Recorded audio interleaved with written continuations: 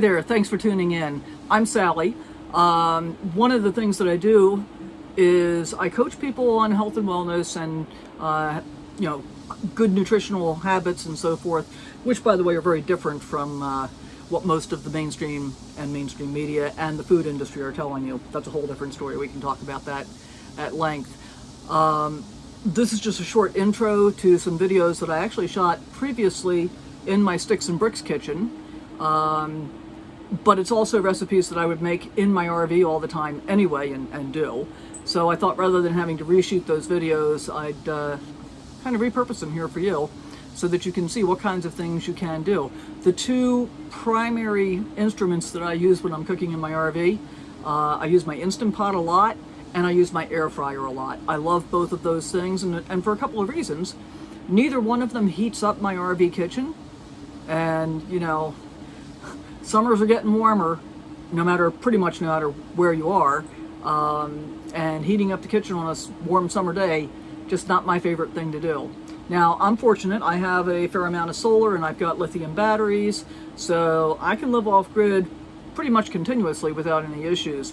And one of the ways that I kind of manage my power consumption is I have a tendency to do most of my more intensive electric type cooking earlier in the day, so that I've got pretty much all day for my solar to be able to catch my batteries back up if I've depleted them more than I would otherwise have done. So that system works really well.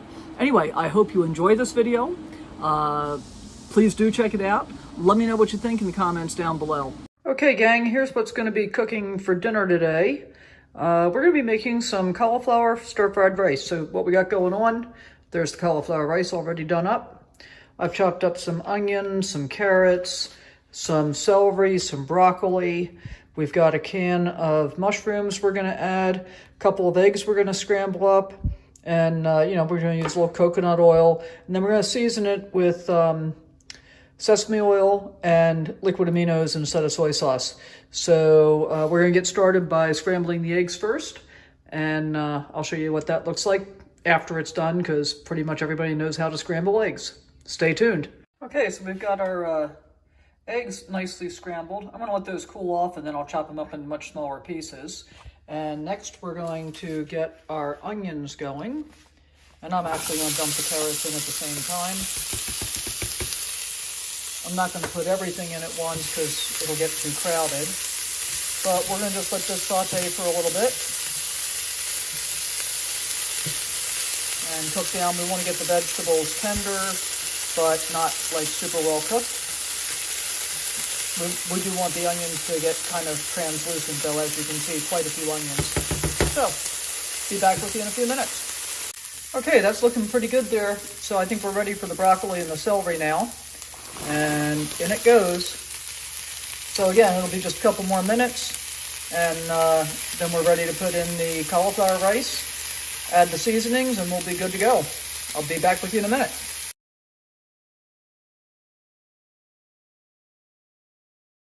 And here we are, guys, the finished product.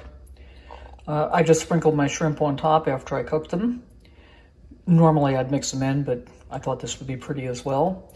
And although I'm not showing you the taste, I've already had a taste test and it's pretty freaking awesome. So one of the things to remember is this is such a versatile dish.